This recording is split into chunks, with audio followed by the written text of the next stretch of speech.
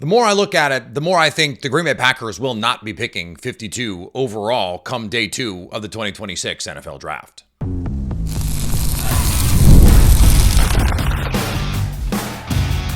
You are Locked On Packers, your daily Green Bay Packers podcast. Part of the Locked On Podcast Network, your team every day.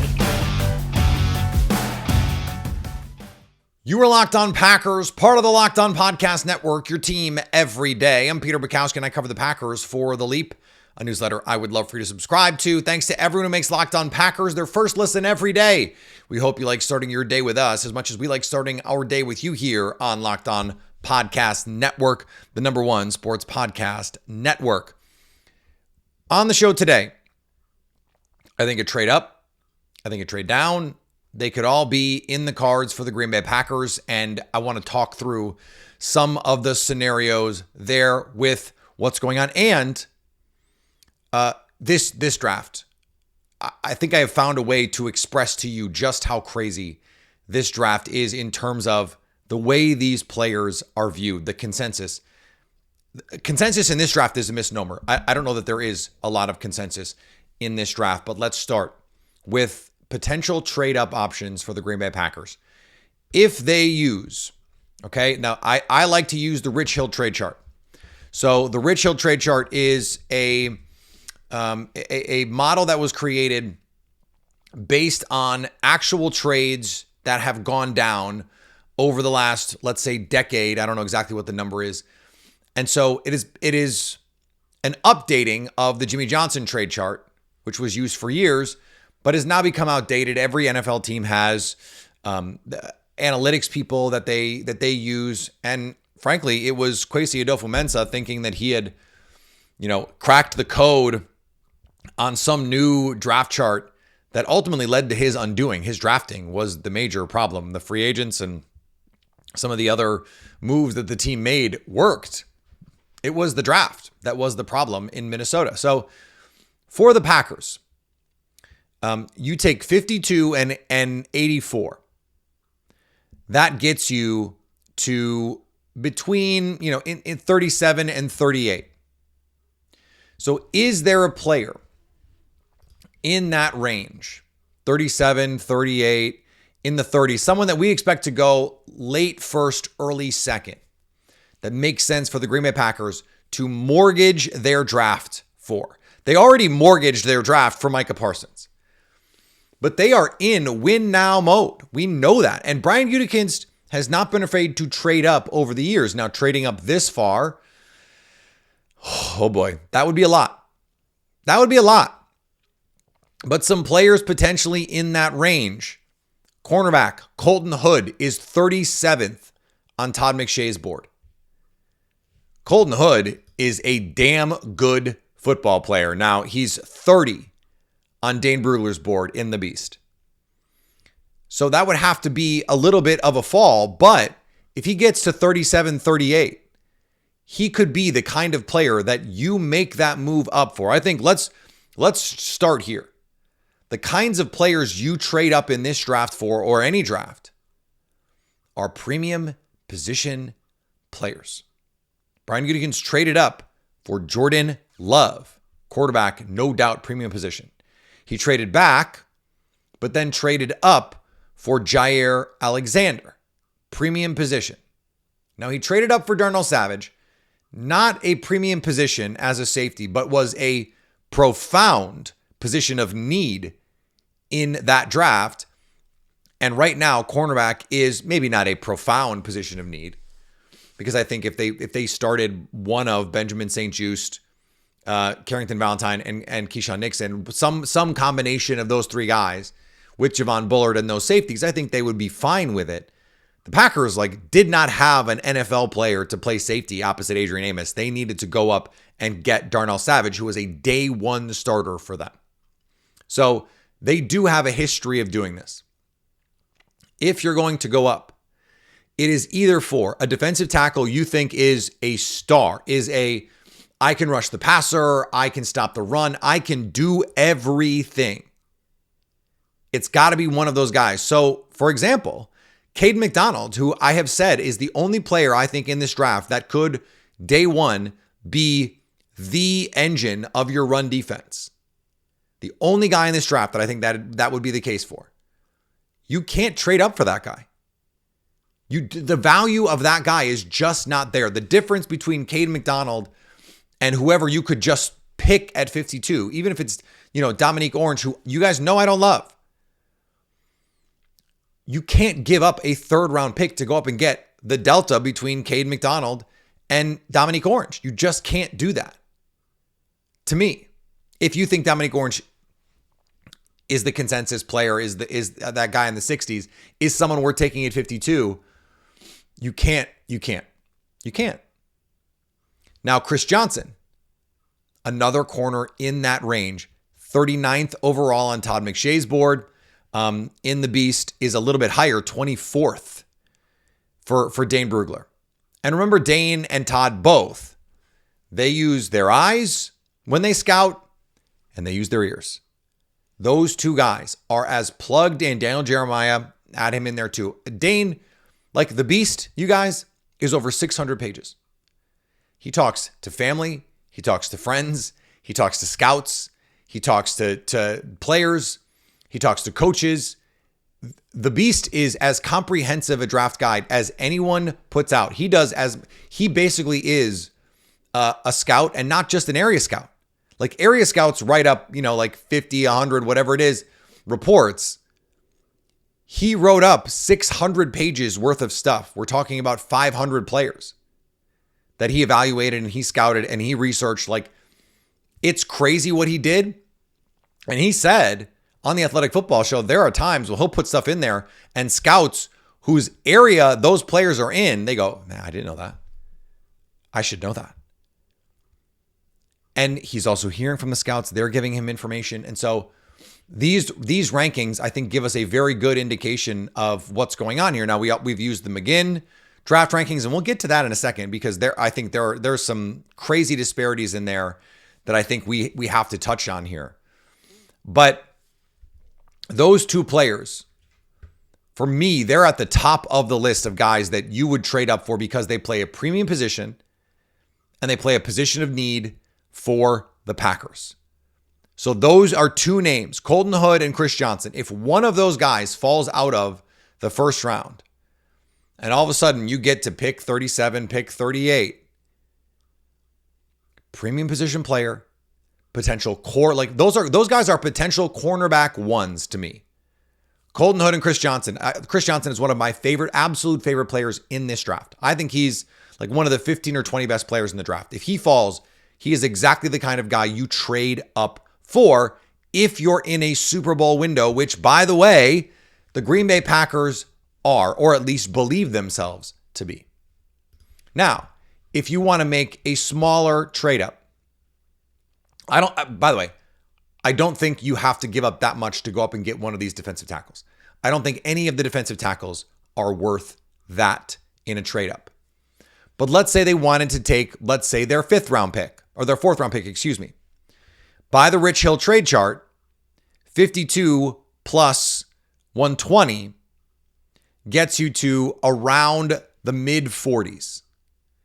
So maybe, and part of that is because those picks in the 30s are just exponentially more valuable according to the trade value chart, because you're still getting players like until about pick 40, 45, you could still be getting players you have first round grades on, because not everyone has this draft the same way, or you have borderline grades on. But at 52, you're not going to get those guys. So you're getting like 44 and a half is essentially the value of 52 plus 120. There may be players there that make this make sense. Brandon Cisse on Todd McShay's board is the 43rd player on his board. Would you be willing to trade up for someone like Brandon Cisse? Brandon Cisse is 45th on Dane Brugler's board. That's right in that sweet spot, that range. Now, I think Cisse is a little bit of a project. But with his size, with his athleticism, he doesn't have to play this year. He can be a dime corner for you. And you can just say, okay, that's fine. You live. You move. We move, right? He has the potential, the upside to be really, really promising. In fact, the log line from Dane Brugler is unrefined but promising. He's a little late to anticipate routes, but has NFL speed. The late to anticipate stuff, you hope that is something that you can coach up. He's an explosive athlete. Ran fast, jumped high, 5'11 and a half, 189. You hope he can play like low 190s. Ran 4.41, a 1.53 10-yard split. Jumped 41, broad jump 10.11. Like he is a top tier explosive athlete. And so if you're going to move up for a player like that, that makes sense. Now, you might not have to move up for someone like Christian Miller. For these guys, Christian Miller is 57th on Todd McShay's board. So maybe you don't have to move up at all for him. Caleb Banks is 52nd in the beast. So maybe you don't have to move up for him at all. Christian Miller's 43rd on Dane Brugler's Dane Brugler's list. I would move up for Christian Miller, but I would not give up my entire day 2 draft for Christian Miller. I think there are maybe more scenarios where I would want to move back in this draft. And let's talk about that more next. It's tax time, but for a lot of us, the old way of doing taxes is, well, a lot. Trying to book an appointment that's not the most convenient, sitting in a waiting room with a stack of papers, emailing back and forth and wondering if they really get your situation. But this year, you're getting a major upgrade. Intuit TurboTax now has in-person locations nationwide. You can meet face-to-face with a real tax expert and your documents get uploaded straight to your TurboTax app on the spot. And just like that, you're done. Your TurboTax expert works to get you every dollar you deserve while you get real-time notifications as you go about your day. It's the relief of walking in and meeting a real person and walking out knowing your taxes are being handled right. Head to turbotax.com/local to find a store near you and book an appointment. Don't forget to check out the Everydayer Club for ad-free episodes and access to a group chat with me, plus other listeners of Locked On Packers. Tap the link in the show notes or go to lockedonpackers.supercast.com for more. So let's just say the defensive tackles are off the board and you don't believe, as I don't believe, Dominique Orange is worth the 52nd overall pick. And let's just say the top corners are off the board. Cissé's gone, Hood's gone, Chris Johnson's gone. And you don't think anyone else in that range is worth the draft pick. I happen to, but it seems like I'm just wrong on Julian Neal. I don't know if there's an off the field something that I don't know about. I don't know what's going on there. He was a top 100 player through this whole process, blew away the combine, and is for some reason falling. I can't quite make sense of that. But that's the reality, right? So if you don't like your options there, the great option, if there's someone that wants to come up, is you move back. And the team that I have circled is the 49ers. Because the 49ers have 3 fourth-round picks. And if we're doing the math right, if you take any of the 49ers picks, so the Packers, their 52nd pick on the Rich Hill trade chart is worth 109 points. Let's call them points. The 49ers 58th pick is worth 93 points. So you're talking about a 16-point delta. On the Rich Hill trade chart, one of San Francisco's fourth-round picks is worth 15, one is worth 16, and one is worth 18. Plus they have 127, which is worth 20. They wouldn't have to give up the highest of those. If I'm the Packers, I'm asking for like 133. Give me 133, move back 6 spots, and let's call it good. You've got all those fourth-round picks. Come up and get the receiver you want, the offensive lineman you want, the pass rusher you want. Something like that. And then you're adding an extra fourth-round pick in a draft where you don't have a ton of draft capital. And with that pick in the 130s, you scroll down on the McShay big board, into the 130s, that's right where Julian Neal is, by the way. He's at 133. I would like Caleb Proctor if he's there in that range. Jake Slaughter, the center from Florida. I know you think you've got, that locked down, but maybe you don't. That's where you could get a running back potentially. That's where you could get Eli Reardon from Notre Dame, the tight end. Oscar Delp, the tight end from Georgia. Trey Zune from Texas A&M.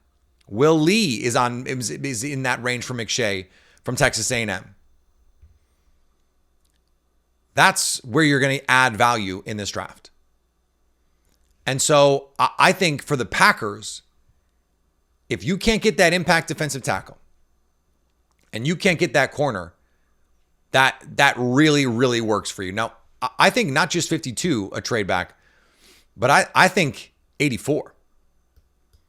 And for a lot of those same reasons, if you're San Francisco, like you don't have a third round pick, but you've got all those fourth round picks. So could you package some of those fourth round picks? The Packers' third round pick is worth 51 points on the trade chart. The 49ers could give you all of those fourths. All of those fourths. 127, 133, 38, 138, and 139. That'd be a little of an overpay. They could give you three of them. And that would, to me, that would be a pretty good deal. Let's say you get someone at 52, someone you really love. Christian Miller falls to you at 52. Bang. And you don't love the corner options at 84.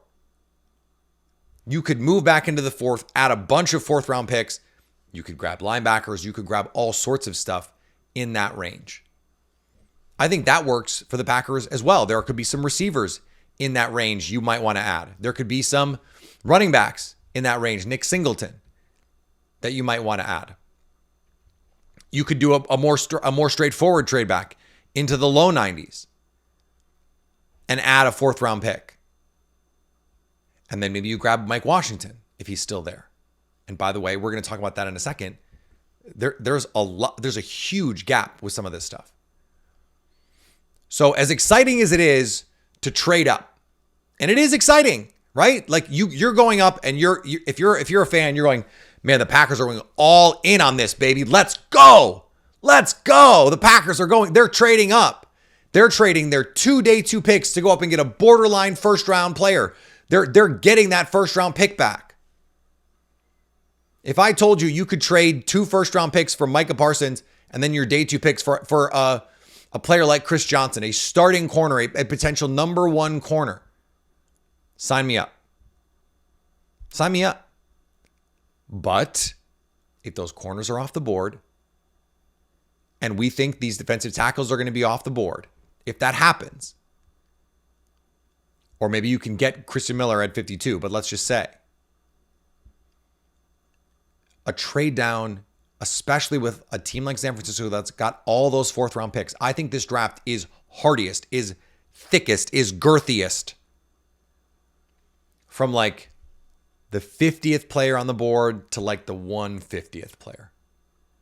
And that's true in a lot of drafts, but I think that band is bigger this year. And I think the difference between the 50th player, like the difference between the 20th player and the 80th player is smaller than I can remember in a draft.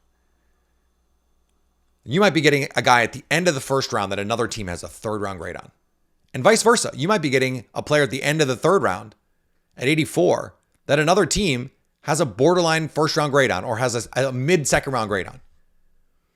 That's just the way that this draft looks right now.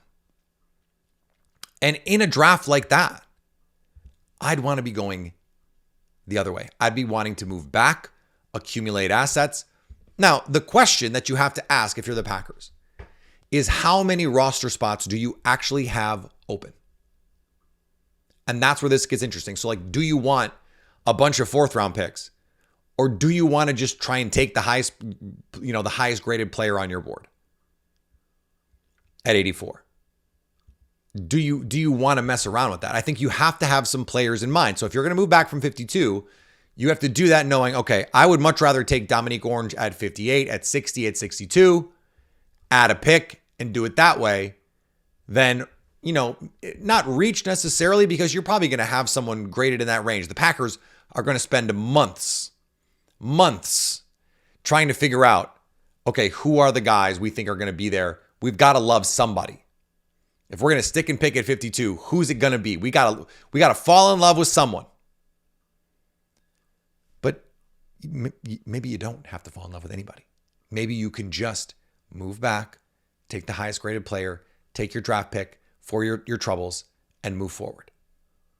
In a draft like this that is so dense, from right in the range where the Packers are picking to right where the Packers are picking again and again, I'd like to have, instead of 3 picks from 50 to 130, if I could have 4 picks, 5 picks, that just gives me a higher probability of hitting on somebody. More bites at the apple equals a better chance that 1 or 2 of these guys really pop for me.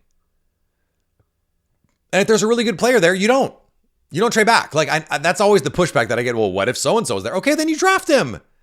We don't have to make this complicated. It's not. Like we're going through the histrionics presupposing the right guy is not there. Now, we might get to 52 and there might be a guy that you love there. For me, it's going to be, I just know that they're going to get to 52. Guys like Ted Hurst and Julian Neal that I love, that I would draft at 52, no questions asked. And they're not going to take them. They're going to take someone else, or they're going to trade back. And because the consensus is what it is, I will understand. I can't tell a GM that don't think you are better than everyone at doing this, that you can just evaluate everyone so much better that you're going to take someone a round or two too early because you love them. No, don't do that. Like, I love Julian Neal. I'm not going to take him at 52. I'm really not. I have to build into the risk profile that, hey, we think he's something that no one else thinks he is. That's a red flag for me. It's like an athletic testing red flag or a character red flag. Doesn't mean you don't draft him, but it means that we got to understand what the risk profile is here. Now, he's more like now a player in the hundreds, a 4th round player. At 84, I'm going to take him. Like, the value to me is too good where if you have a player, I think Julian Neal is a top 50 player in this draft. Or any draft, frankly. So if I can get that guy in the 80s, I'm going to do it. But you have to understand the game that you're playing. And that's why this is fraught. Because Bob McGinn scouts had Dalen Everett as a 2nd round player. But Dane Brugler and Todd McShay, who talk to a lot of other NFL teams, don't think he's that. They think he's a 4th round player. So can you risk it? I want to talk about some of those disparities next on Locked On Packers. Workplace chaos, deadlines stacking up, inbox overflowing, and the one position you have to fill still sitting open. When the pressure's on and you need the right hire, that's a job for Sponsored Jobs. Indeed, Sponsored Jobs helps you reach the people who actually fit what you're looking for. Skills, experience, location. So you're not just hoping the right candidate stumbles across your post. And here's a stat that says it all. In the minute I've been talking to you, companies like yours have made 27 hires on Indeed worldwide, according to Indeed data. So if you're hiring, spend less time searching and more time interviewing candidates who check all the boxes with Indeed Sponsored Jobs. And listeners of this show will get $75 in sponsored job credit to help get your job the premium listing it deserves at Indeed.com/podcast. Just go to Indeed.com/podcast right now and support our show by saying you heard about Indeed on this podcast. Indeed.com/podcast. Terms and conditions apply. Need to hire? That's a job for Indeed Sponsored Jobs. I was trying to find the Todd McShay Top 100 in my email because I subscribed to his newsletter. And I found the most recent Top 100 that he had put out in the newsletter. And it was from the end of March. This is 2 weeks ago, something like March 25th. And he had Mike Washington at 64 overall. If you go to theringer.com/whatever it is, Tom McShay, the big board on the Ringer, Mike Washington right now is 96th overall on the big board. That is something that you do with your ears, not your eyes. because, and it's possible that 64 was also something that he was doing with his ears. Hey, teams are really into this guy. They really like him. And then over the last couple of weeks, as we've gotten closer to the draft, maybe you feel like you're getting more of the truth. But it stands out to me that when you go on The Beast and you try and find Mike Washington, he is at 85th. Now, by the way, that's right in the range where the Packers pick in the third round. And so I don't think it would be surprising if they took him at 84. And I would find it much more palatable at 84 than 52, especially if at 52 you find a corner or you find a defensive tackle. I think you can justify that because Mike Washington is the kind of guy who could be in a year your featured back. I wanted to like Mike Washington more than I ended up liking him, but as a third round player, I can absolutely get on board with that. But to my earlier point, you might have a player with a second round grade and another team might have him with a fourth round grade. Dejon Stribling from Ole Miss, the receiver, has been a popular pick for the Packers in the fourth round. That is where he had been seen for most of the pre-draft process by media narratives and consensus. And that is all it is, the media. He was not in Dane Brugler's top 100 coming out of the combine, despite the fact that he ran 4.3 at his size. In The Beast, Dejon Stribling is 67th. 67th. That is squarely a day two player. Squarely a day two player. Dejon Stribling, for Todd McShay, who also talks to a lot of NFL people, has been doing this a very long time, is 110 on the board. 110. That is squarely on day three. That is a 2-round difference almost in quality. So when we say reach in this draft, we need to have a different conversation about it. This is one of those drafts where the consensus is a misnomer. There is no consensus in this draft. And that's because there's just not a lot of great players in this draft. There's also a lot of niche players in this draft, a lot of slot corners and dime linebackers and, designated pass rushers and those kinds of players. Then there's injury questions, guys like Caleb Banks. How does what happened with him and his foot affect the way teams view him?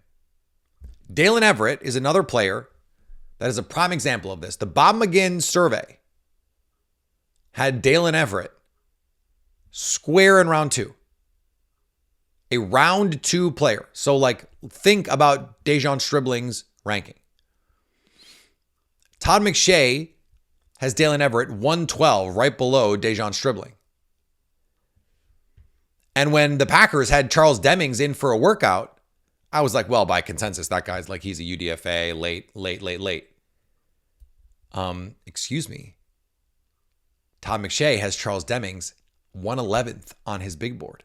This is someone we have to account for. He's a borderline top 100 player. Now, part of that is he jumped out of the gym, tested crazy. Dalen Everett for Todd McShay is 98th. So, okay, now my head is spinning. My head hurts.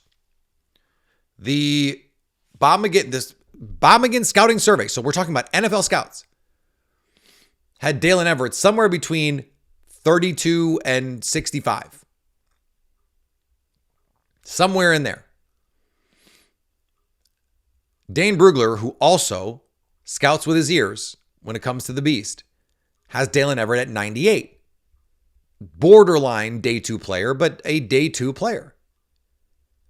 Todd McShay has him almost a round later. 20 spots later is almost a full round.